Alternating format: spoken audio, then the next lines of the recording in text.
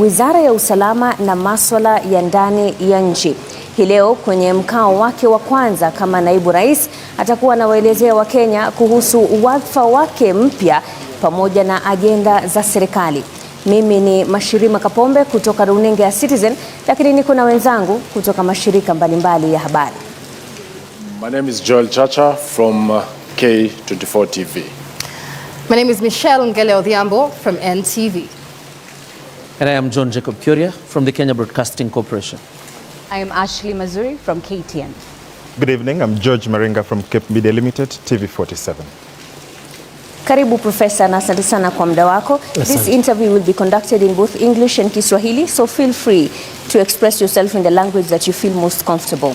Now let's start with the elephant in the room. When we publicized this interview, some of the reactions that we received were quite hostile on your person. And I'll read some of those responses that we got. One said, cancel that interview. Another one said, not worth my time. Another one called you a butcher and a murderer. Another said, who killed protesters under his leadership? Now, why would this interview generate so much hostility on your person? And why do you think Kenyans feel tonight whatever you have to say is not of value to them?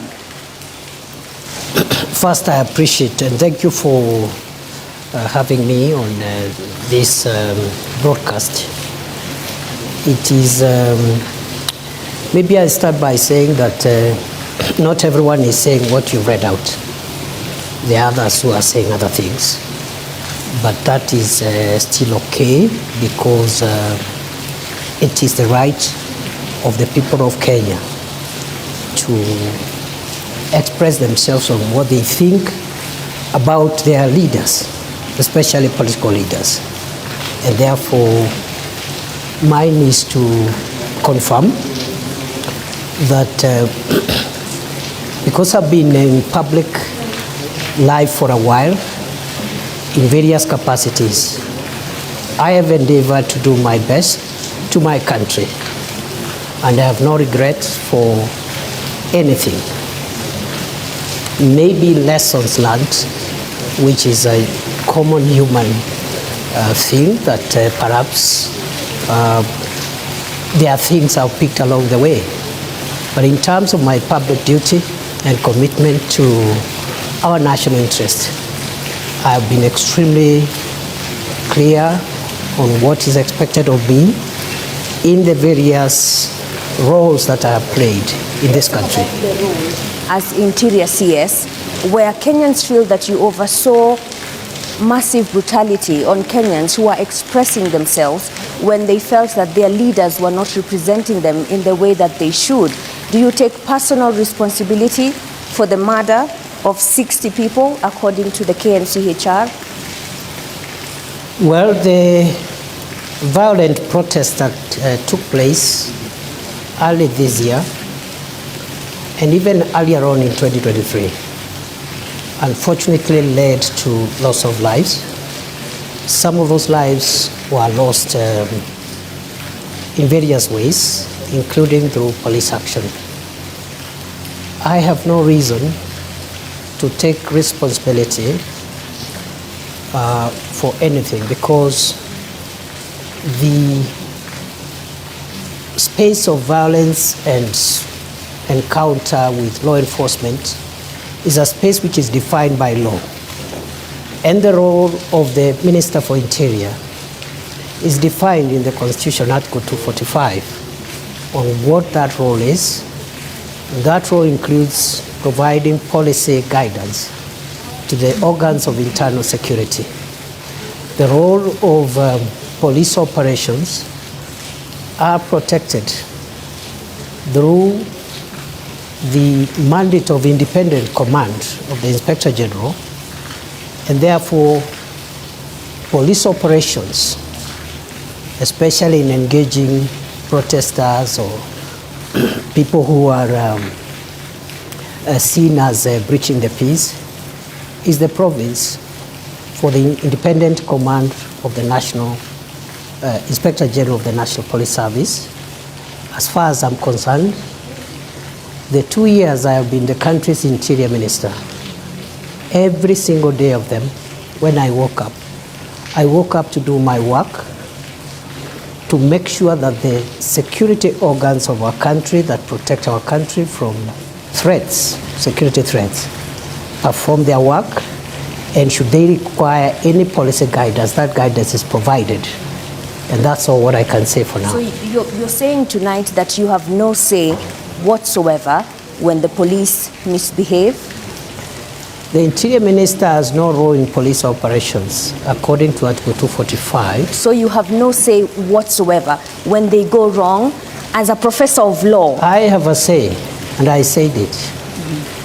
And the say is this, that police officers are allowed to use force, including lethal force, in exceptional circumstances. Should any officer violate the strict parameters of those circumstances, they are accountable under the law.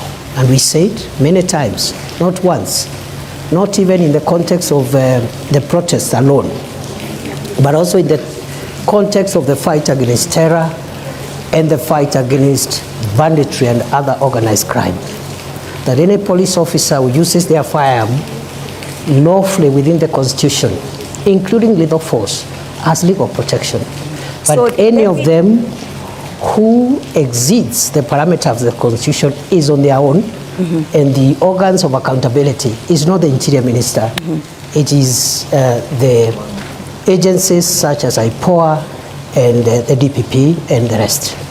So who shot at David Chege at the precincts of Parliament and Erickson Chalo Mutisia? These two young men were not armed. Would you say that use of live ammunition was reasonable? I think the matter of the violence that occurred in Parliament and the unfortunate loss of life is a matter that which is actively being investigated by IPOA and other agencies. So it will be preemptive for me to tell you who shot the two Kenyans who unfortunately, according to the records, lost their lives in that context. So how far are the investigations? You're the DP now. You may have moved on to a different role, but it's definitely senior to... I'm aware that there are two ways of conducting investigations. One is through the internal affairs unit of the police. But our policy in the last 2 years, while we were in that docket, we discouraged the internal affairs unit of the police from being the ones to investigate their colleagues because it raised perceptions of bias. So we encourage the Independent Police Oversight Authority to be the one to do the investigations.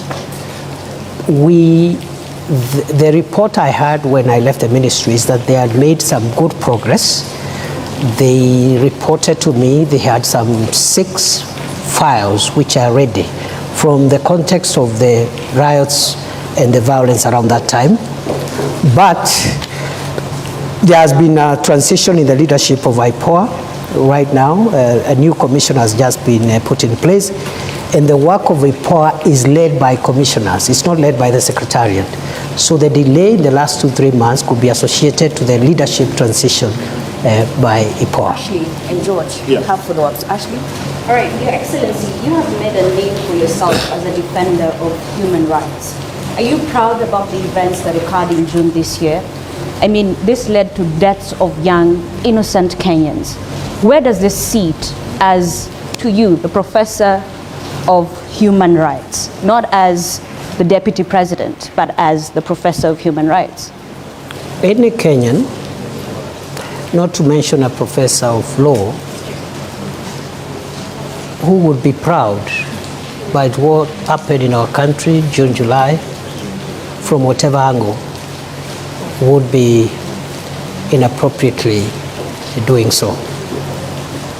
Because those events were extremely painful to the country. They were unnecessary, if I may say so, because there is a way of processing democratic encounters, and there's a way in which the balances between the protection of public safety and the expression of individual rights and freedoms must help us navigate peaceful and orderly society. So to answer your question, I wouldn't be proud at all. Mr. Deputy President, then what did you have to say to families who are still looking for their loved ones? For instance, on X, we were tagged and someone said, I always communicate with Peter Masharia's mom. Imagine she wakes up every day to go to the mortuary. Peter Masharia went missing on the 25th of June. Tonight, what do you tell those families that are still looking for their loved ones?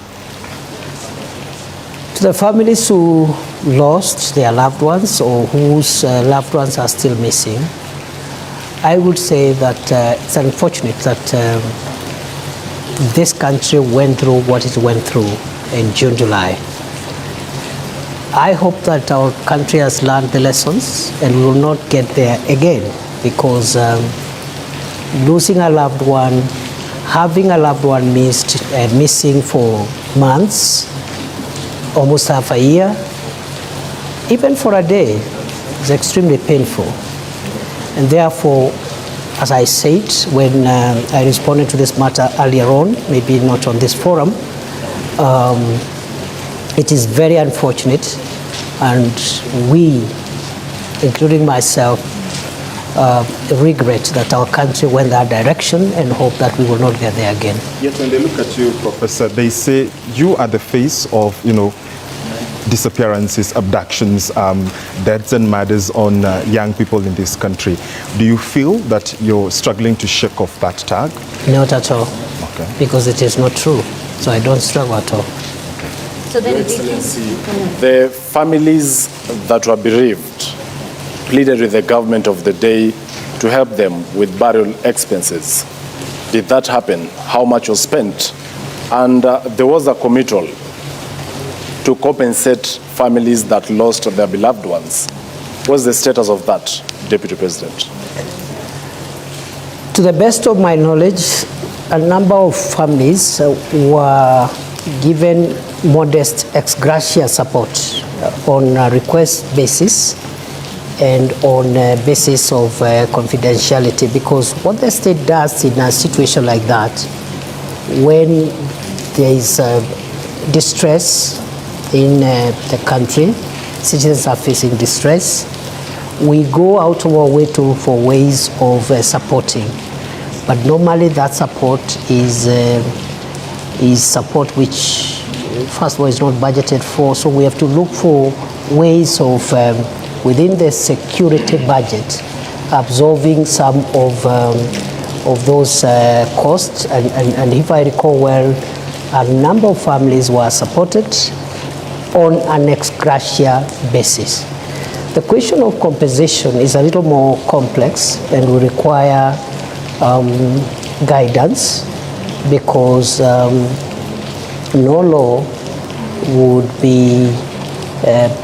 would allow expenditure on compensation for events similar to what we had. I am aware, even in more extreme cases like terrorist-related deaths and injury, it is anticipated that victims of terrorist crimes and other violent acts would be compensated. And I think when we left the ministry, we were trying to develop regulations on the operationalization of Section 49 of the Prevention of Terrorism Act. And I think that can form a basis of thinking of how else or in which other circumstances perhaps extreme cases of loss and injury could be compensated. So that's a discussion we are having, and I am more than willing to follow up. Even in my new role, nothing prevents me from following up and ensuring that in justifiable cases which are defined by law, where injury or loss happens and the law allows, then compensation can ensue. So this evening you're telling Kenyans that the bereaved families will have to wait longer until the law is developed. And I'm not actually asking for specific families. These are public resources for purposes of accountability. Once again, how much was spent to settle the burial expenses? I wouldn't know, because it's not, there is no vote called burial expenses. There's no vote like that. So this is ex gratia support, not just for these cases, many other cases every day that the state deals with are done ex gratia within the security operations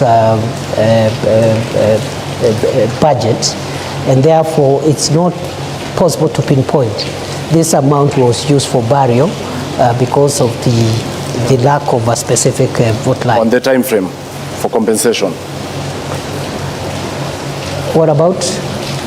What time can they wait? For how long can the law be developed? I am not sure, but we will do our best to make sure that cases where we form consensus, national consensus that require compensation are onboarded, because even in the extreme and glaring cases of terrorism, I've told you, it has taken, I think now, quite a number of years since we enacted the Prevention of Terrorism Act to operationalize that section. So I'm hoping perhaps within the year, within the coming year, we can work with the new leadership in that ministry and other stakeholders in the normal way government works and process perhaps regulations of the operationalization of some of these issues as to whether that can be expanded beyond terrorism-related incidents. That is a discussion again which we can open up to stakeholder input and have it dealt with. It's clear, Mr. Deputy President, that the tag behind you, and my colleague Mheshimiwa Kapombe mentioned it when we mentioned that we were having this interview, is not a very rosy one. And one person in particular called you the butcher of Tharaka. I have two important questions I'd like to understand. Because President William Ruto addressed the nation on the night of June 25th when protesters breached Parliament. He told the nation that that was a treasonous act perpetrated by crooks and criminals. Do you believe that the young people killed by police during the protest were crooks and criminals and not young people trying to advocate for their rights? The protests of June started as legitimate protests by peaceful Kenyans who were expressing their rights and opinions on certain issues that they felt that needed to be handled by government differently. In the course of those protests, criminal elements infiltrated those protests, and it became very difficult. On the one hand, you have protesters whose interest is just expressing themselves within the Constitution, but within their midst, there are people killing people, hurting people, looting property, and that's how Parliament was breached, because protesting does not include breaching in Parliament, which is a restricted access facility. And that day, we came very short of the burning down of Parliament. And in the process, the chambers of the Chief Justice were also vandalized by protesters, broke the wall, broke windows and doors, and stole water and other items. So the point is, how do we balance going forward? They need to protect the right to protest, but at the same time ensure public safety. Other countries have had their occasions, like the Americans had on 6th January 2020. Similar situation. People unhappy with an election outcome, and they just venture into constitutional institutions and run amok and bring violence. So it is unfortunate we had that mix-up between honest, legitimate protesters and cruel and dangerous criminals who really caused a lot of pain, death, destruction, and almost put down some of our institutions established under the Constitution. There's been many questions over who gave the shoot-to-kill order. Was there a shoot-to-kill order? And was it a show of culpability for security agencies under your command that warranted the presence of the military, the Kenya Defence Forces, to quell the situation? There was no shoot to kill order. And the Interior Minister does not command the operations of the police. And this is spelled out in Article 245 of the Constitution in very clear terms. If there was... Your Excellency, I want to put this question to you, and it's a question of responsibility. When you're being vetted for the second time as the Cabinet Secretary Interior, there was a lot of praise heaped on you for combating banditry in the north of Kenya. And you appeared to acknowledge that. Was the police in the North Rift under a different command, so much so that when it comes to the Gen Z protests, you're not the one in charge, but when it comes to the North Rift, you will take the glory? At no time have I said I've been in charge of the operations on banditry, because the Minister for Interior does not play that role. Have I provided policy leadership to deal with banditry in the last 2 years? The answer is yes, in a very consequential manner, with great humility, because other than advising on the establishment of the Operation Maliza Uhalifu and the gazettement of the disturbed areas, that's the job now of the minister. Those are policy interventions. But I was able to push through in a very difficult financial situation prevailing then in the country, an injection of a significant amount of resources to acquire equipment to assist the police in their operations, which has been the missing link for many years. MRAPs, that is the mine resistance ambush protected vehicles, armored personnel carriers, drones, that is the aerial vehicles, unmanned aerial vehicles, and so many other, including personal protection items. So, in a very modest way, I would want to be associated with the tremendous work done by the police, with the support of the military, to dismantle the infrastructure of banditry in the North Rift, because I provided policy support for the acquisition of modern weapons and also providing the legal space for the police to carry out operations, especially in the areas which I classified as disturbed and dangerous, because that is where criminals were always retreating and regrouping. Those areas today are completely free from bandits. The question here, Your Excellency, is on the question of responsibility. Local NGOs, the United Nations, the US government, the foreign missions have admonished the government of the Republic of Kenya of its human rights record, and particularly the handling of a Gen Z protests. My question to you tonight is, when the Republic of Kenya is being admonished, who takes responsibility? Well, as I have said, you see the general admonition or viewpoints by various stakeholders on the performance of government on many things, including homeland security, is a legitimate thing. But the question of responsibility arises when one believes that there is something they have done wrong. It doesn't arise when someone's conscience is crystal clear. They have not done anything wrong. From where I sit, the nearly 700 days I served as Kenya's Interior Minister, one, I can account for each of those days what I did for this country, sometimes under great distress and risk, which I knew I'm exposing myself, but because of duty, I had to do it. Some of the places I did, my predecessors never ventured into them. I spent nights in police barracks and military barracks with frontline soldiers, not to command them, but to give them moral support, including on Christmas Day, including on Easter, places like Lamu, where terror attacks were the order of the day, to give them support that the government has not sent these officers there to die. They have sent them there to protect the nation.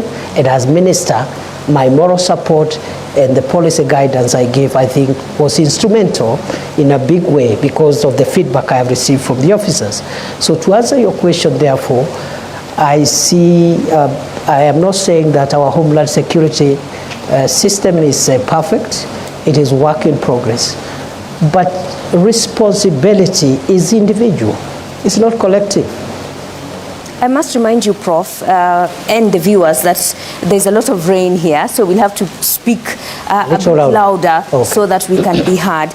But as you speak about policy guidelines and taking modest credits for what was done in the North Rift on banditry, are you trying to tell us that you could not give policy guidelines on how police protests or moral support in them ensuring that they adhere to human rights? We did.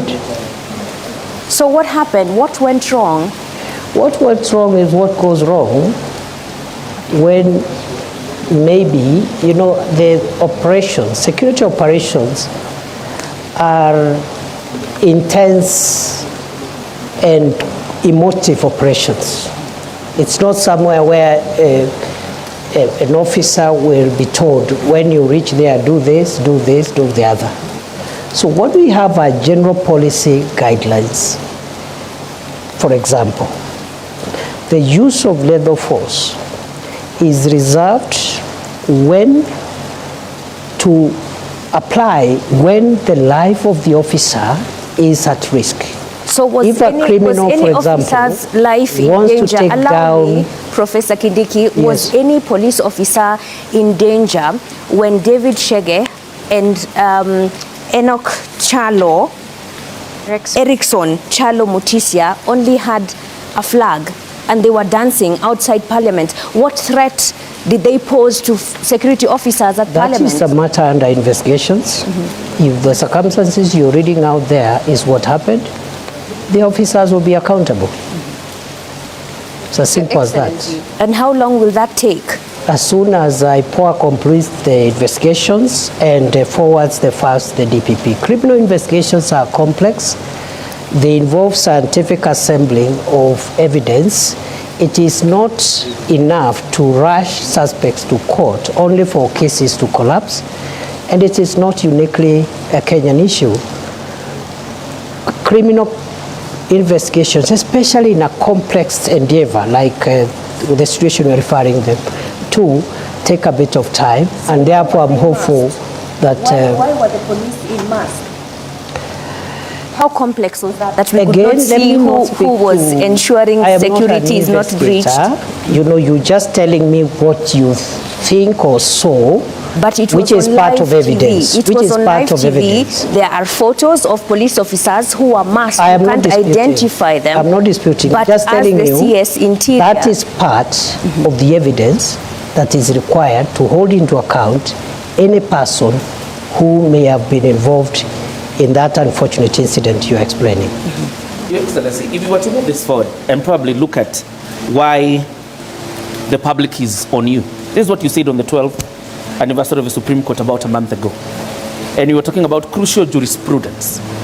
You said, I have had to ask myself whether the highest interest is the public interest or there is a higher interest called the national interest, because the public itself could hurt the national interest.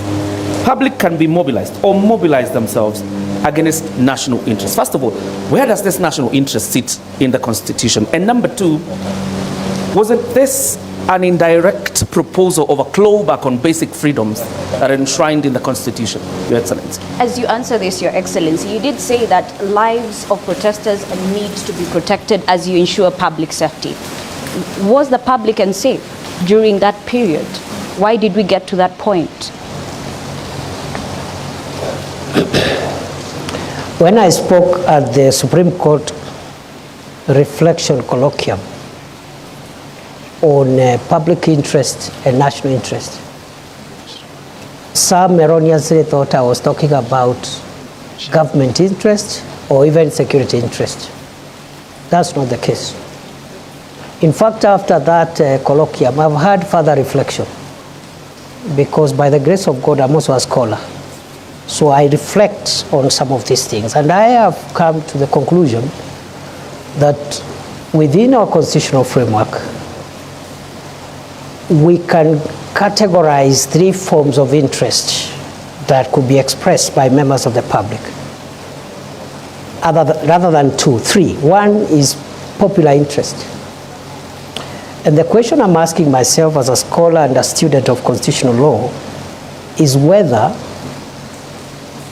what is popular is in the public interest all the time. I am not sure.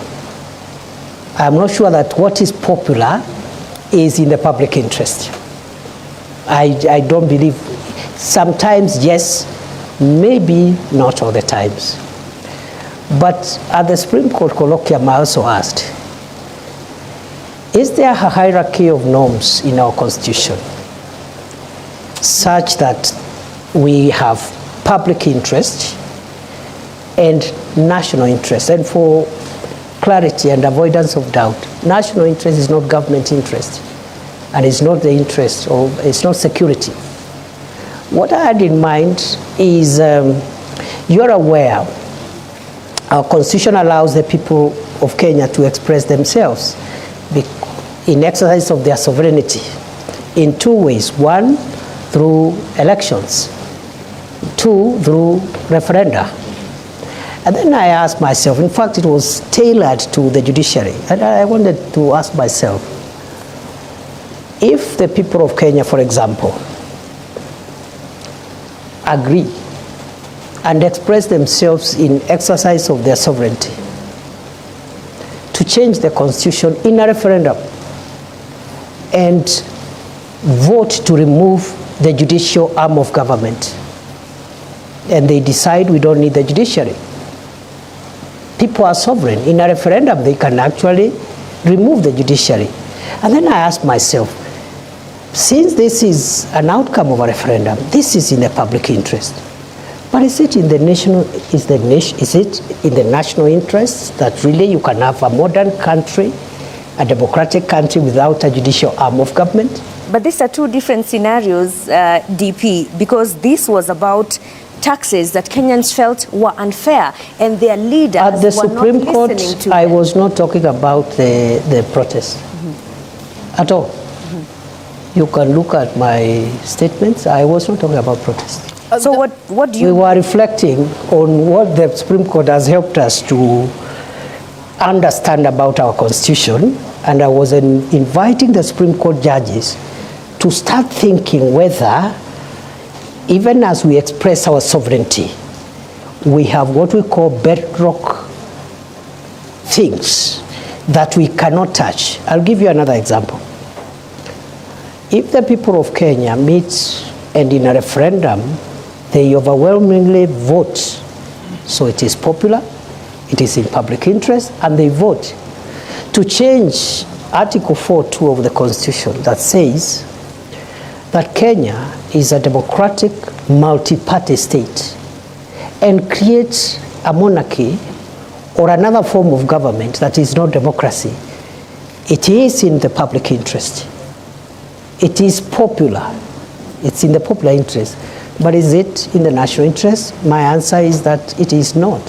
So within the Constitution, there are things you can change and still not change the DNA of our Constitution. There are others, once you touch them, the DNA of Kenya as we know it changes forever. That's what I was discussing. It's very interesting that you mentioned that, Your Excellency, because during your vetting, following your reappointment as Interior Cabinet Secretary, you are on record saying that you will specify designated protest areas, potentially undermining the right to peaceful assembly outlined in Article 37 of the Constitution. How would you justify limiting spaces where Kenyans can express their grievances at a time when the government is facing mounting criticism, and why? That is the practice in all democracies. Show me one democracy where people are free to express themselves anywhere, anyhow, anytime, notwithstanding the rights of other people, including traffic, the right for traffic to flow, and so forth. I have been, before I became minister, I was an academic. And for about 12 years, I traveled to about 100 countries around the world. So I'm very familiar with many democracies. Many of them, including the Hague, where I spent almost 7 years in the International Criminal Court trials. They designate places where you go and express yourself. Every institution actually is mandated. If it's parliament, they designate a place, and then the police gives some routine. They say between 11 a.m. and 3 p.m., a certain group will protest. And they tell the police will be about 500 and so forth. And then you protest there, you hand your petition, someone comes and receives petitions, then you vacate. Maybe in the evening another group will come. That's what we might start thinking about. But as long as we think that expression of rights means you venture and frustrate everybody else who is not part of your protest, then we are courting anarchy, and that's not part of democracy. Understand peaceful protest, because even when, if you go to Chacha, even when you saw the protests regarding the 16 days of activism against gender-based violence, they were just roughed off by police. One even wonders, because you even have had leaders who have expressed a fear and concern that actually it's not even Kenyan police. So who are these that appear when Kenyans exercise the democratic freedom of picketing? The example you have given was regrettable, and government has already addressed itself to that issue. The Principal Secretary for State Department for Internal Security did. Don't you think the precedences are too many? Not really, I don't think so. And I think with the apology that the State Department gave, I think Kenyans should give governments the benefit of doubt. Mm-hmm. Because if the intention was to keep on doing this thing, then an apology was unnecessary. If you know you're going to do it again, you just keep quiet and do it the following day. Did you realize this only when you became the interior boss? And despite having served in various capacities in the leadership of the Senate, you didn't think of introducing that bill then? In 2015, I introduced the Homeland Security Bill, which, as leader of majority in the Senate, which was taken up and became part of it, is what became the miscellaneous security laws of 2014. I know some parts of that law were struck out, but 85% of those laws are what has made Kenya specifically stable, on limiting the protesters. The security laws did not cover the issue of protest, but it covered a wide range of issues that we needed to deal with to make sure that our country is safe. But on the other hand, legislation is work in progress. It doesn't end with one piece of legislation. It happens every day. Democracies which have been in place for 300 years are still making law, even security-related laws. So I did my bit in certain aspects, as in the example I've given you, but it is not true that when somebody serves as a member of parliament or senate, everything that needs to be legislated will be done during that time. DP, as we wrap this topic up, there's one question that many Kenyans would like to know. In a Citizen TV interview after the protests, you said that infiltrators were linked to elements within government and opposition. And you said we have evidence leading to political operatives from across the political divide. We will prosecute. How far are we with that? How many of those planners or operatives? Last time I checked, I've been following up after that, and you know that's not too long ago. That was July. After that, as you're aware, the cabinet was dissolved, the entire cabinet. For that period around August, there was no cabinet. July, August, and then September, the vetting. So by the time I went back to the ministry, it was sometimes, I think, almost October. I can't remember the date. And we are following up on that process. As much as I know, a number of people have already recorded statements, and as far as I know, a file was forwarded by the DCI to the DPP, but it was returned to seal certain gaps that have been discovered by the DPP, and therefore that is work in progress. As I said, criminal investigations take long, but I'm sure there will be accountability for everyone who may have either incited violence or taken advantage of the peaceful protest to infiltrate that democratic process. But you said you have evidence. Why should it take long? Or is it only a preserve of the political class? That evidence, I have just told you that it was presented to the DPP, and the DPP said it was not enough to convict. You can have evidence which is not enough to convict. I could believe, okay, that the evidence is enough, but the DPP, who has the final say in qualitative and quantitative evidence, is the one who has the police to do more work if we have to sustain prosecution. So the police didn't do a very good job, that's what you're saying, in the investigation? This is routine, it happens every day, not just in Kenya, all over the world. The police do their work, and that's why there is that two-tier mechanism. So the DPP looks at it and said, no, we need to fill this using the elements of crime, you need the evidence of this. So we cannot say the police didn't do a good job. It happens every day. Thank you. Thank you very much. We would like to move to the next topic, which is your ascension to power as the Deputy President and the politics around it. And this session will be led by Ashrim Mazuri. All right, Your Excellency, did you play a role in Rigathi Gachagua's ouster? No. Then are you proud of the process, the impeachment process that many said were flawed that led to your ascension to power as the Deputy President? The process you are referring to, I think, involved three arms of government: the executive, the judiciary, and the legislature. To that extent, to the extent that constitutional institutions were involved and are still involved, I see no problem with that process, and if there is a problem, there is a way of remedying that problem. What about the right to fair hearing that he did not get? That is the matter before court, unless you want me to discuss the merits of the matter before court. So then what's your relationship between you and the ousted, impeached Deputy President? As it was before. Are you friends or not? We are good people, we're good friends. I have no reason to complain in the past, present, and even in the future. Was there a handover? Yes. An official handover? Was there an official handover? There wasn't an official handover because the former Deputy President is in court. You wouldn't expect him to hand over if he's in court. Your Excellency, which IEBC cleared you? Did you take your papers there? How were you cleared by the IEBC?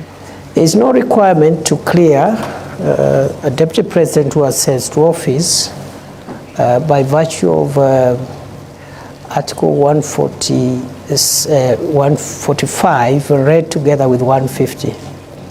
But the What requires the clearance of IBC is the President and the Deputy President in an election. The President's memo to Parliament, Your Excellency, indicated that your nomination was cleared by IEBC. There was no election. I assumed office through a process different from a process following an election. Is it an indictment of the judiciary, Your Excellency? Because the former Deputy President, through a court process, is actually outside. We have the governor of Meru, who is in office, even through a similar process. What kind of jurisprudence is that creates two forms of justice in your own understanding? And this is from a point of view as a law professor. First, the two cases you have cited were beneficiaries of court injunctions. The only difference is in one, after the inter partes hearing of the matter around whether or not the injunction should be preserved. In one case, the court found that the injunction needed to be lifted. In the second case, which also there has been an injunction, the court found yesterday that there is no need to lift the injunction. That's the only difference. And it happens in courts all the time, not just in Kenya, all over the world. In fact, the finding of one court is in many cases overturned by the next court the following day. So there is no inconsistency whatsoever. That is judicial practice. A judge, even one bench of 3 judges, one judge will say this, 2 other judges will say different things, or the same subject matter, same articles, same evidence, same parties.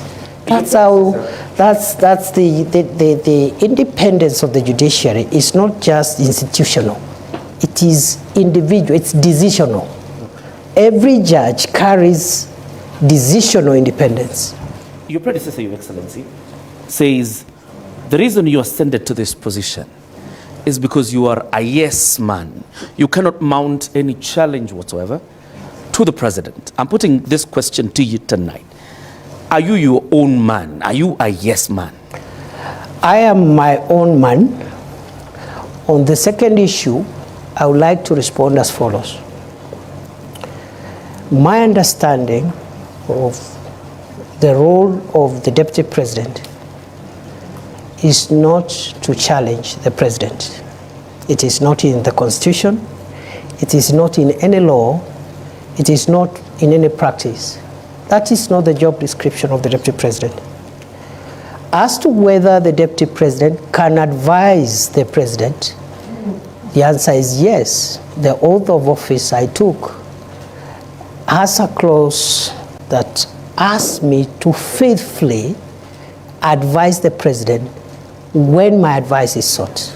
So then where does your allegiance lie? To the people or your appointing authority? My allegiance lies on the oath of office I took.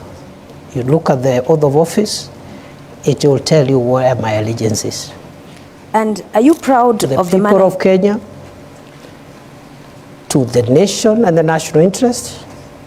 And when my counsel is sought by the president, I must give it faithfully.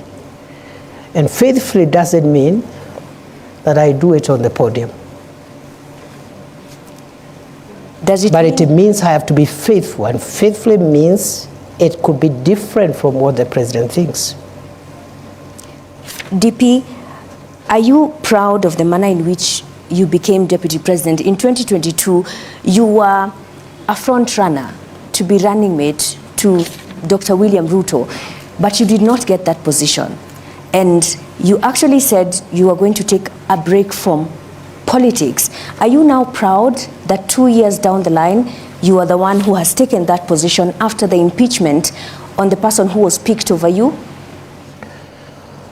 I have no regrets for my occupying this space because I have no reason to regret. It is true I was a front runner to be deputy president in 2022 through a process that was conducted by my party. I was not successful. My brother, Rigathi Gachagua, was successful. I congratulated him, and I said 2 things. One, that I will support the campaign, the presidential campaign, until 8th or 9th of August 2022. And after that, I will take a break from elective and appointive positions. But you still took the CS Just a moment. position. Just a moment. After I made those 2 very important decisions, which I made after soul searching and consulting everyone who needed to be consulted, my party and its leadership met and persuaded me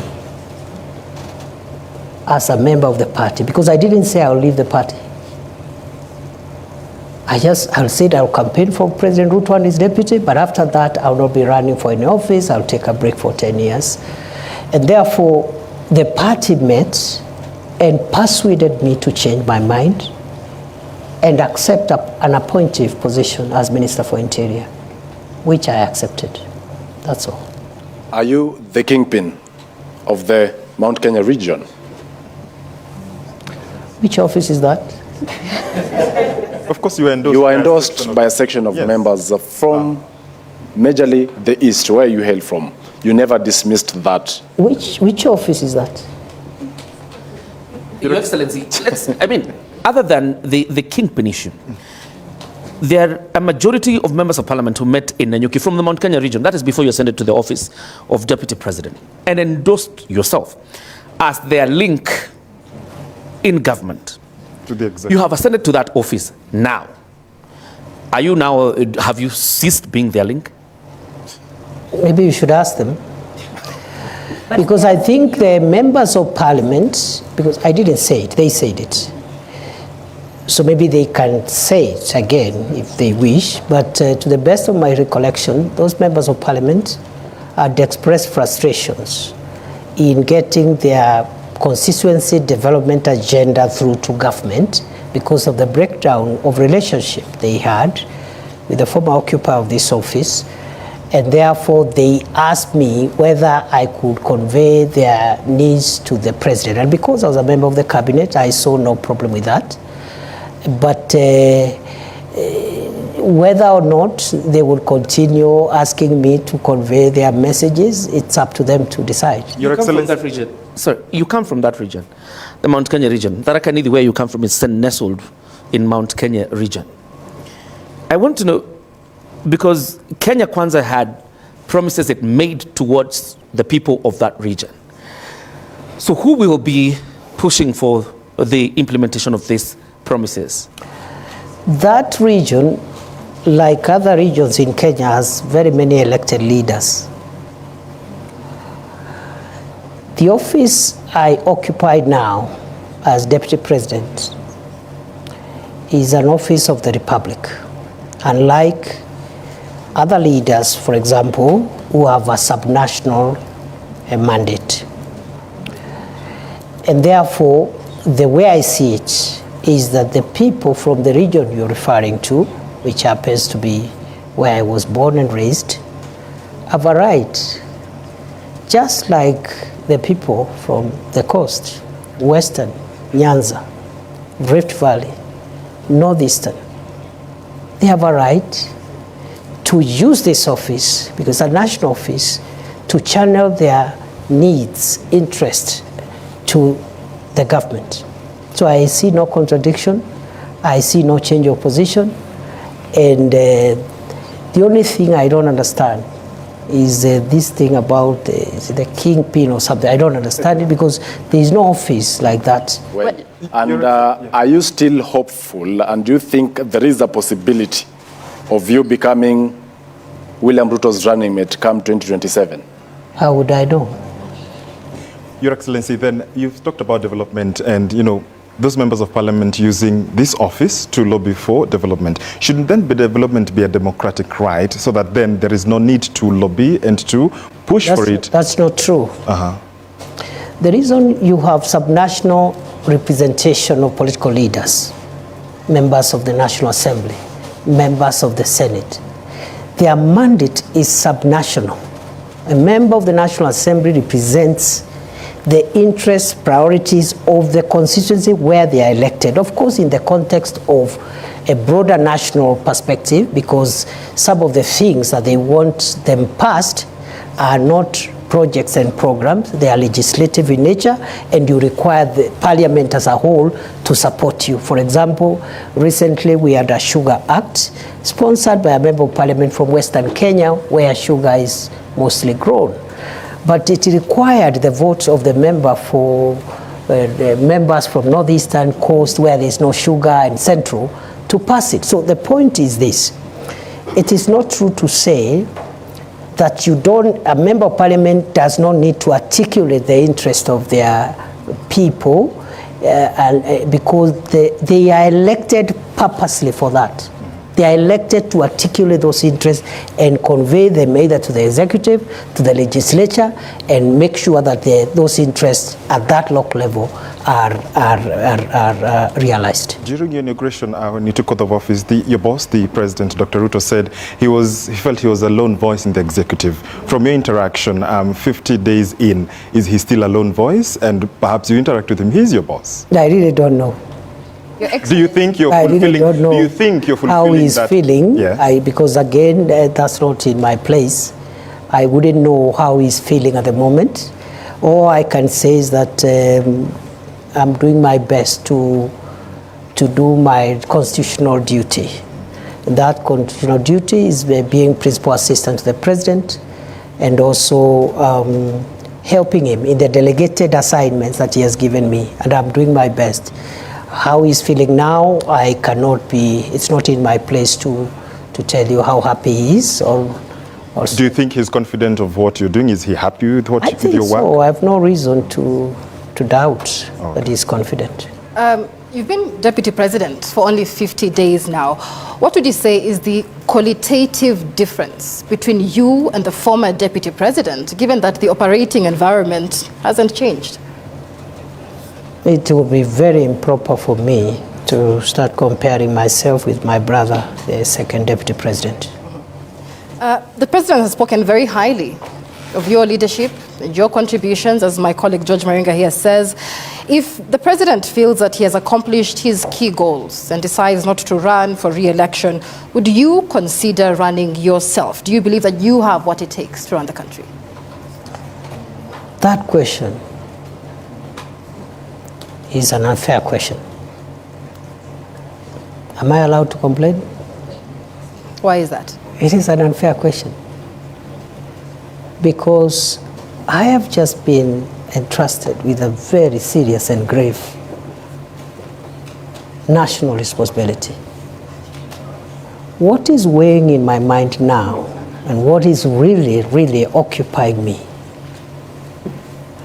is the desire to discharge those obligations, because the expectations of the people of Kenya, the expectations of the president are so high. If I started occupying myself with ideas of what will happen, I don't know when, I'll be the most unsuitable person to be seated before you today. Your Excellency, I want to rephrase Michelle's question regarding you and the former deputy president. Let's not even go with the qualitative differences. But clearly there are lessons you must have learned from Gachagua's tenure in office. What lessons are those? You know, my friend, you know, in leadership is defined by certain ethos and parameters. And I want to persuade you to allow me not to discuss my brother, the Honorable Rigathi Gachagua, because he's my friend. And you've not heard me bad-mouthing him anywhere before when he was in this office or even after he left office. So please spare me, because it is not right.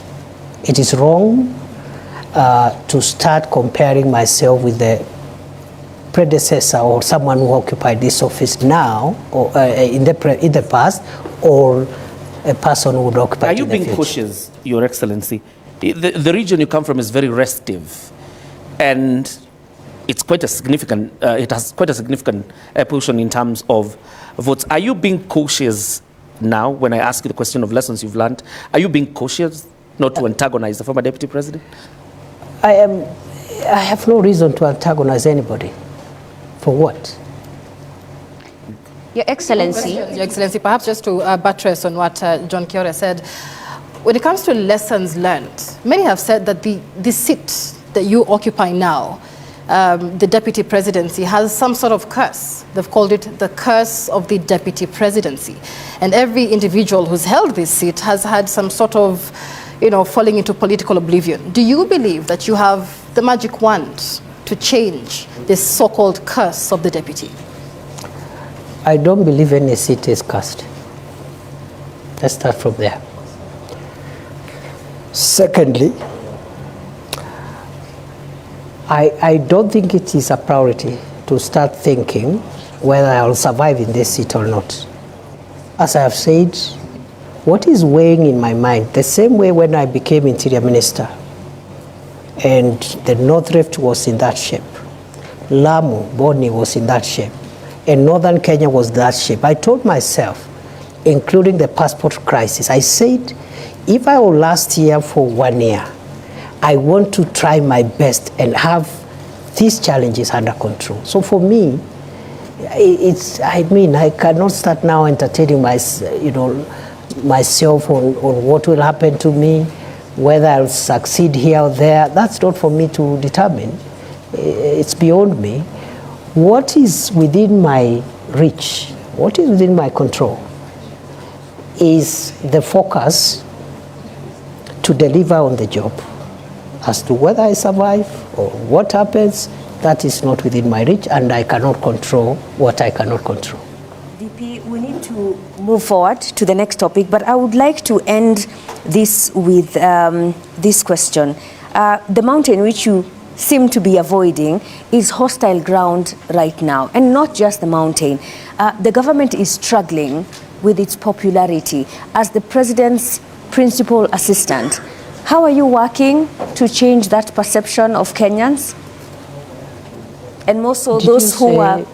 Did you say that the mountain is restive? Yes. The reception in Embu, for example, in Nyandarua the other day, residents refused to listen to the president's speech. In Nakuru County, at a burial, again, they did not want to listen to the president's That is democracy. That's how democracy works. Is it that hostile ground to the government that you serve as deputy president now? You see, there is a difference between running governments and being popular. Those are two different things. And for me, a leader should be least worried about popularity. The worry of a leader should be their pace and focus on transforming the lives of the people. And do you think the lives of the people have been transformed? Leader is not necessarily one who is popular all the time. However, a good leader knows when to be popular.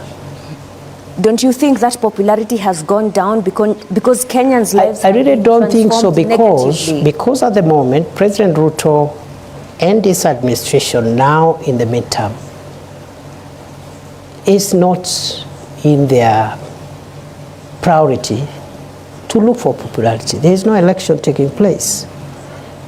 The task of the government now at midterm is to track the pace of delivery, where there are gaps, seal those gaps, and just deliver on the commitments. The time will come when there will be popularity contests. And let me tell you, for avoidance of doubts, that is not President Ruto's worry.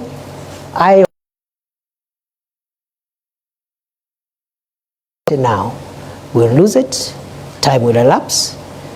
We could even win the election next time, but we will not have delivered as we ought to deliver. Your Excellency, and that transformation that you're talking about, Ashley, allow me, is what brings us into the next topic, which is about the economy, and Joel Chacha is going to lead that session.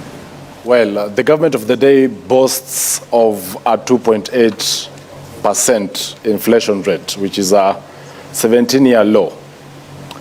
But the question here is on the shrinking disposable income. That is through what many may consider overtaxation. And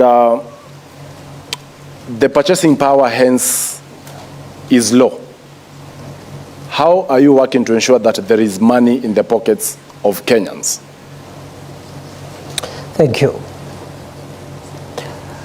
When President Ruto took over leadership of this country in 2022, the 5 or 6 macroeconomic indicators were not looking good.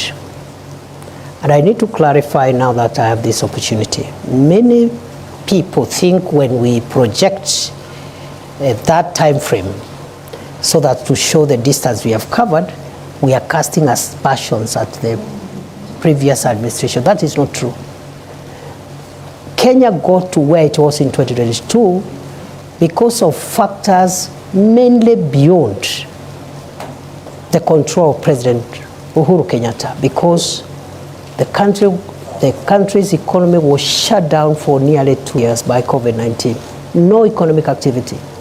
And then, of course, the war in Ukraine, which affected the global supply chain of wheat and other oil and foodstuffs, and many other factors. So when we refer to 2022, it is not political. It's just a fact. And in any case, that's the only way we can explain what we have done. Now, straight to your issue. The macroeconomic indicators were bad. The dollar was rising on a daily basis, 160. At one point, it approached 170. The price of fuel, the same. At one point, it approached 217 per liter for petrol, super. Then inflation was 9.6%. And then if you take the 6 basic food items, starting with unga, the main ones, again, the prices were much higher than they are today. Today, essential commodities, 2 years later, are down significantly. Just to give unga as an example, from 240, 250, 230, depending on the brand, to now something between 95 and 120, depending on the brand, maybe 120 something. Number two, the foreign exchange stability has been realized for more than a year now, from the high of 160 plus to now 127, 129 for some time. The same applies to the price of fuel, which is decreasing every day, every month, including last month when it went down by 4 shillings. Inflation again from 9.6 to 2.8%, the lowest in 17 months. Now, in 17 years. Now, that has not happened by magic or by chance. It has happened because of policy interventions, subsidizing production as opposed to consumption, the fertilizer subsidy, and so many other interventions in various sectors that has managed the macroeconomic situation. It has taken 2 years. But flashback to 2002 when President Kibaki took over, when we had similar situations at the exit of President Moi. It took President Kibaki 6 years to bring back macroeconomic stability. President Ruto has taken 2 years, by the grace of God. So the 2 years look a bit long, but in the context of what has happened in the past, I think this is a bit of a very good trial. What remains now is what you're asking me. The macroeconomic stability, for it to be felt by citizens, must be followed by microeconomic stability, which is improving household incomes, creating jobs, and so many other things that we are doing in the space of SMEs, in the space of the various sectors, including manufacturing and tourism. So, to answer your question, the macroeconomic transformation and the microeconomic transformation cannot be taken simultaneously. One must precede the other. Going forward, therefore, the remaining 3 years is the interventions. We're going to have interventions that will respond to the issues you say. Already those interventions have been operationalized.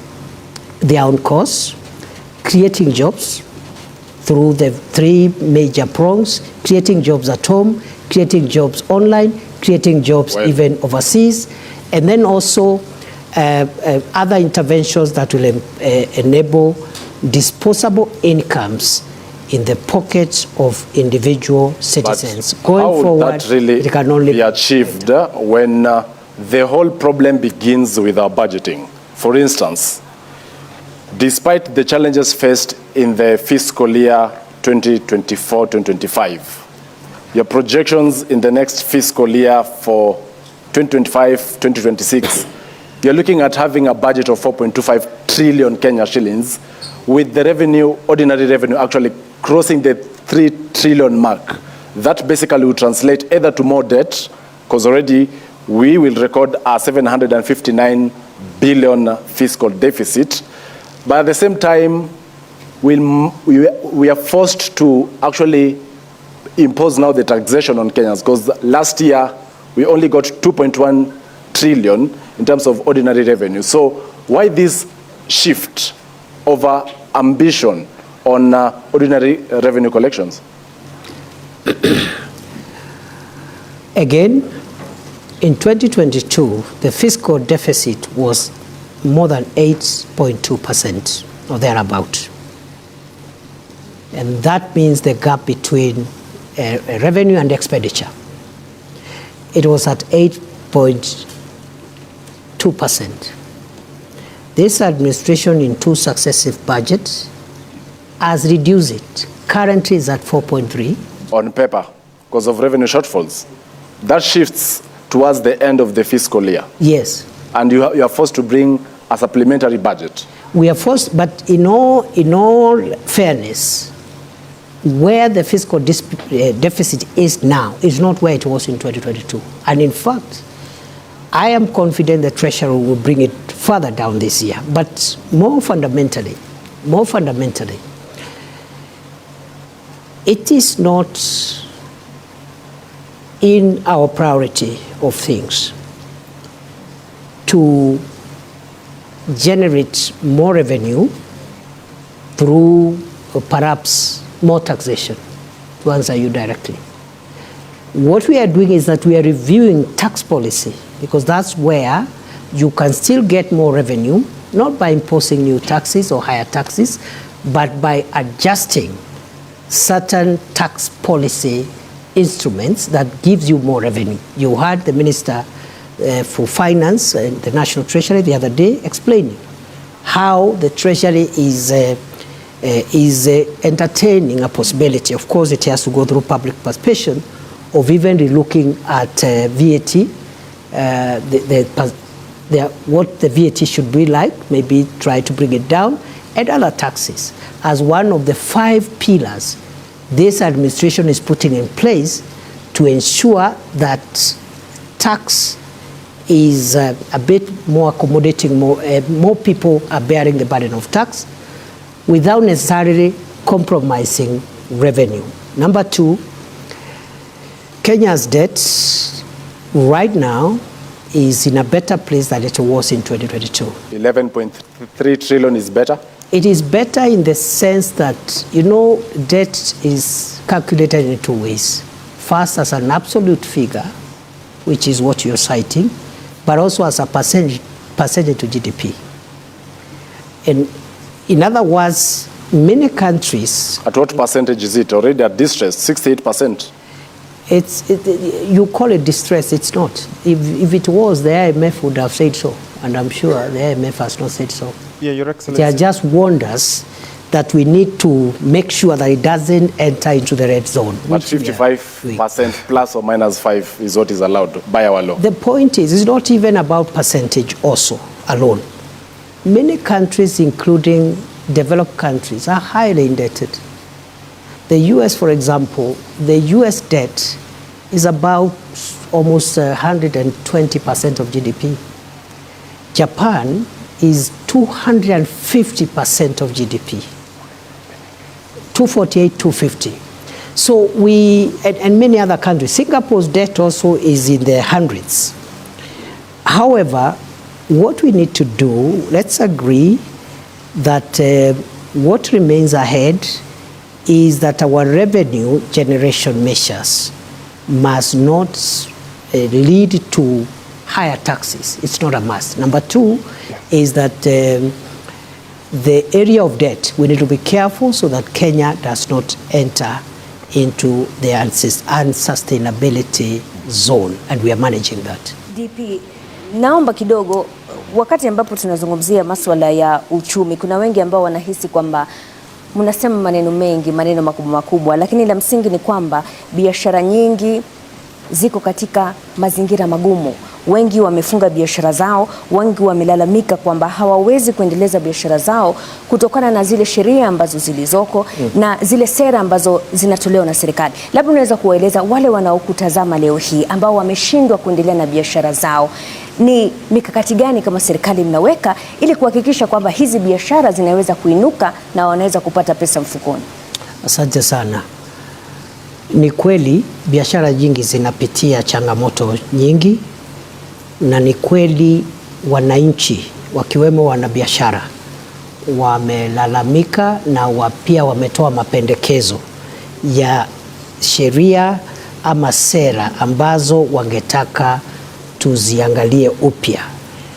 Najua ya kwamba hivi sasa Wizara ya Uwekezaji na masuala ya industry ama viwanda inaongea na KEPSA.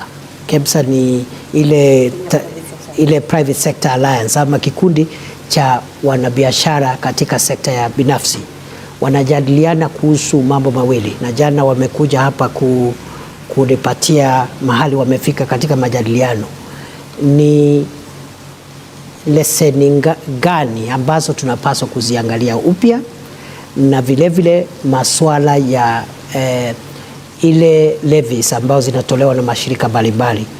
Kwa hivyo swala hili la ugumu wa wanabiashara wetu ni swala ambalo tunaliangazia, tunajadiliana na wale ambao ni washikadau, na serikali iko tayari kutoa mwelekeo ama sera mpya za kuzingatia uboreshaji wa biashara.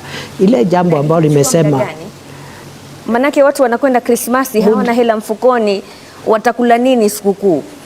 Unajua hayo majadiliano sio ya Krismasi, ni ya kurekebisha Januari kutakuwa na hela za karo zinazohitajika. Kwa hiyo mjadala sio wa maneno ya karo, ni wa kurekebisha idara zetu na ili biashara zetu zipanuke. Nataka niwahakikishie kwamba nimesema jana waziri wa viwanda na uwekezaji pamoja na wakilishi wa shirika hilo ambalo ni la wanabiashara wameniambia wako katika mjadala, na Januari nimeambia hao waniletee ile ripoti yao ili tuipitishe ama tuijadilie katika baraza la mawaziri. Kwa hivyo mwakani tutakuwa na mfumo mpya, sera mpya, sheria mpya za kuboresha biashara. Lakini pia kuna wale ambao wanasema, nikimalizia, kuna wale ambao wanahisi kwamba hizi biashara kuna mazingira magumu, kwa sababu wale ambao wanapata mshahara, kwa mfano, zile pesa ambazo wao hutumia kwenda kwa hoteli, kwa mfano, kwenda kununua chakula, zimepungua kutokana na yale makato ya mishahara. Kwa hivyo wengi wanashikilia zile hela kidogo walizobakishwa nazo, ndio maana hizi biashara hazisongi mbele. Unasemaje kuhusiana na hili? Unajua, nimesema ya kwamba Wizara ya Hazina ya Kitaifa imesema ya kwamba iko na mambo manne ambayo inataka kushughulikia ili kujaribu kusawazisha maneno ya kiuchumi na kuhakikisha wananchi wamepata nafuu ya kiuchumi katika household, yani katika individual level, kwa sababu tumekuwa tukikabiliana na mambo ya kijumla. Sasa tunakabiliana na mambo ya kibinafsi, na kati ya hayo majadiliano kutakuwa na sera mpya za mambo ya ushuru na mambo ya kibiashara. Lakini la muhimu zaidi ni kwamba katika hayo majadiliano ni lazima tujue ya kwamba ile ushuru ambao unakatwa, kwa mfano katika mambo ya bima ya afya, unaweza kuwa unapunguza kidogo mshahara wako kama mtu ambaye ameajiriwa kazi, lakini ile bima ambayo ni ya kila mwananchi itapunguza zile harambee za kimatibabu. Kwa hivyo wewe labda pesa yako imepungua kidogo, lakini hizi harambee 5 ama 10 ulikuwa unaitwa kwa sababu uko na mtu kwa familia ako na shida ya figo, shida ya moyo, hizo harambee zikipungua, there is a net off. Kuna vile hiyo mkato imekunufaisha hata kwa njia zaidi kuliko vile ilikuwa, because ile swala la naibu rais, yeah. Lakini unapozungumzia masuala yote licha ufanisi huu wote, we've seen the president Dr. Ruto say we are proud that our sister country of Tanzania is now leading in our business engagements. The success of Tanzania is the success of East Africa. Businesses have been closing shop and going to neighboring countries. So you're speaking of this, and KEPSA has talked about it, that the government seems not to be listening to those who run businesses, that they're escaping to other countries. I've just told you we are having a conversation with KEPSA. Why don't you call them after this interview? We did speak a few weeks ago with Bimal Shah. Should have told you that they are engaging. And he did say that, whereas that engagement is happening, it is not... They have identified two areas. Yeah. One is the regulatory. They say there is multiple regulation, or what they are calling over-regulation. The second issue on the table is on taxation. We are a bit careful because the issue of taxation, we would rather have it in the broader tax policy and other fiscal issues that are being discussed and spearheaded by the National Treasury than just to take just that business community and handle their taxation issues without the context of looking at tax as a general issue. I really needed to ask the question on the tax regime, because today there has been an announcement that there is a task force that has been formed to get to the bottom of why businesses are closing down in the Republic of Kenya and relocating to other countries. Your Excellency, doesn't that sound absurd? Why do you need a task force to establish why businesses are closing when all you can blame is the taxation regime? You need to, because this is something that has happened for the last 20 years. It has not happened this year. Just look at which organizations have left Kenya when? The last 25 years. And that's why the contribution of our manufacturing sector to GDP has dropped from as high as 12% many years ago to 7.5% on the pending bills. So it's an accumulated problem, and I think there are no quick fixes. The best way to do it is to just analyze all the factors and bring recommendations that will last us another 40, 30 years. The financial inadequacies being experienced in the country perhaps are as a result of the pending bills. More than 650 billion for the national government, 150 billion for county governments. But you're not budgeting for it. Do you promise Kenyans that as soon as the pending bills verification committee concludes its work, you're going to settle the pending bills? We will implement the recommendations of the pending bills verification committee. Thank you. DP, tumebakisha dakika kidogo kabla ya kufunga, lakini hii leo kumekuwa na mabadiliko katika baraza la mawaziri, na kuna wengi ambao wanahisi kwamba the appointments that have been made seem like a harvest just 10 days after President William Ruto met retired President Uhuru Kenyatta, and all those appointed to the cabinet and board chairs seem to be from Mount Kenya. What is this about? You know, the cabinet appointments, dismissal, reassignments, if you look at Article 32, is the prerogative of one person, the president. So I'm sure the changes that the president has made have been made in exercise of that prerogative and to advance our country's national life in the weeks and months to come. I cannot directly associate themselves with the political developments, but also I have no reason to disassociate themselves from any political development, because the president has made it clear that for the country to pull and rally itself to do the heavy lifting, there is need for a broader political consensus. It started with the inclusion of the partnership with some of the ministers who were appointed, who were allies of former Prime Minister Raila Odinga. The ministers and parastatal chairs who have been elected, who have been appointed today, many of them worked under President Uhuru Kenyatta.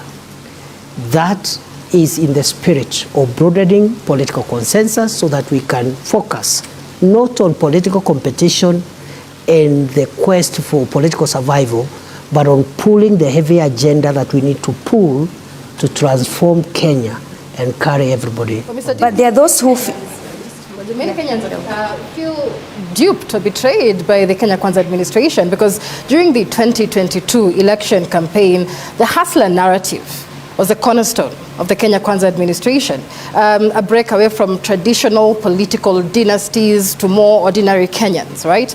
But the appointments being made recently by President William Ruto are people or individuals from established political families. It looks like the Kenya Kwanza government is running away from the hustler narrative back to the dynasties to save the day. Why is that? As any of the ministers and parasito chairs who have been appointed today coming from established political families? Yeah, they do come largely from the Mount Kenya region, especially. Sorry again? Sorry again? They do come, many from the Mount Kenya region, many who've been in government before, and you remember the call, especially during the Gen Z protests, was to drain the swamp, to have something new in the Kenya Kwanza administration. I don't know what you call something new, because even the ones who have come are new. They were not there, they are new.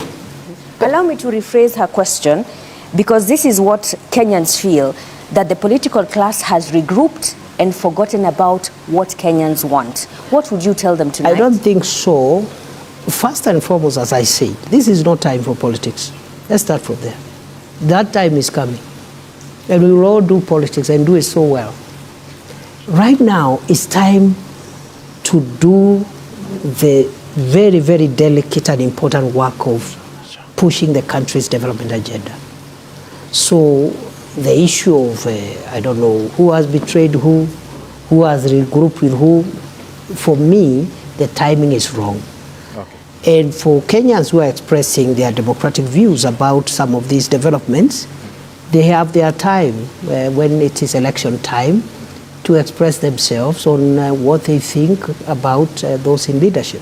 Your Excellency, to matters now development projects, and we've seen the issue that Kenyans are actually expressing is that this government is forcefully imposing government projects, programs. For instance, vaccination of animals, SHA, that is the Social Health Authority, affordable housing, and I'll begin by that before we get to the specific programs. What do you make of, or what do you think about this? Because Kenyans say it is too soon. It is being buttressed on them. You're forcing it down their throats. That is not true. Maybe it's a misunderstanding, because has anybody been arrested for not doing anything? What the government is doing is it is doing its obligations to the public. The government's obligation to the public is to work for the national interest. The national interest in this matter includes, for example, universal health coverage, making sure as many Kenyans as possible have medical cover, because many homes have been rendered poor. Even people who had something, they have sold everything to pay for medical bills, especially when it is chronic and critical illnesses. Okay. Many poor people live by chance. They take herbs, they go for, some look for witch doctors, they cannot access medical care.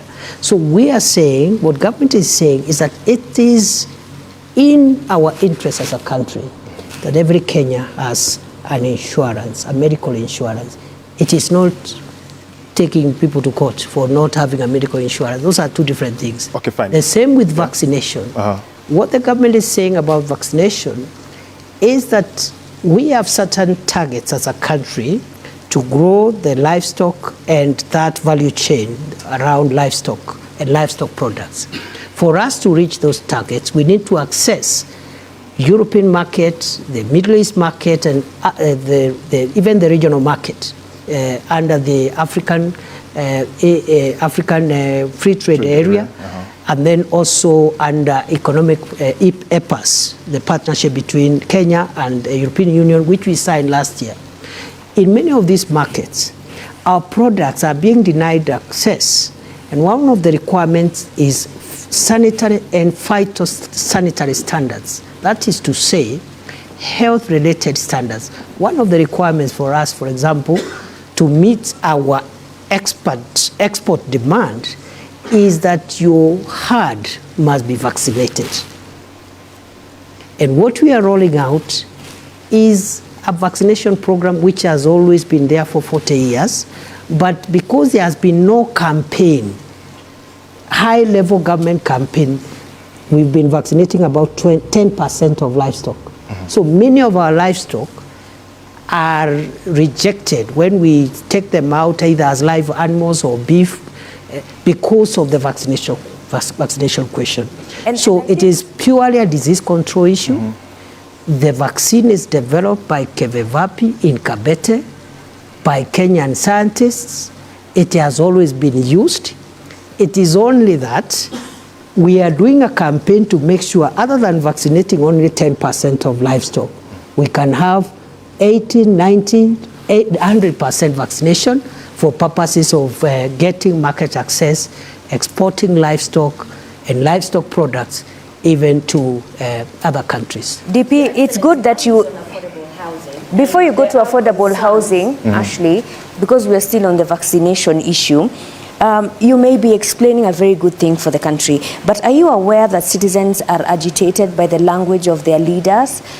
Is there a more decent way to explain your programs and not seem like you're forcing it down their throats? And I'll give examples. Adani Consolation, the president said it is people who have never been to the airports that are complaining. When it comes to the vaccination, majority leader yesterday, I think, said ni watu hawana ng'ombe, hawana kuku. How do you think that makes citizens feel when they are trying to express themselves, yet they are met with arrogance? And to add on to that, the Kenya Veterinary Association perhaps has, among the recommendations they've given, they've said improve public awareness, enhance stakeholder engagement. When will Kenyans feel they are participatory in this government, in these projects that affect them? First of all, we agree that we need to create awareness and also just carry citizens along in our government programs, and also generally as government we need to continue communicating to the people in a manner that is consistent with our obligations under the Constitution. But having said that, I am sure again, because we were here an hour or so ago, I'm sure you are not inviting me to comment on statements by the president or another leader, because that, let's discuss the issues. Let's not discuss, those kind of issues, because in the process, the message will be lost. And the message is, these programs are for the interest of the nation. There is nothing sinister about it. As to if we need to improve our communication and engagement strategy, I agree with you.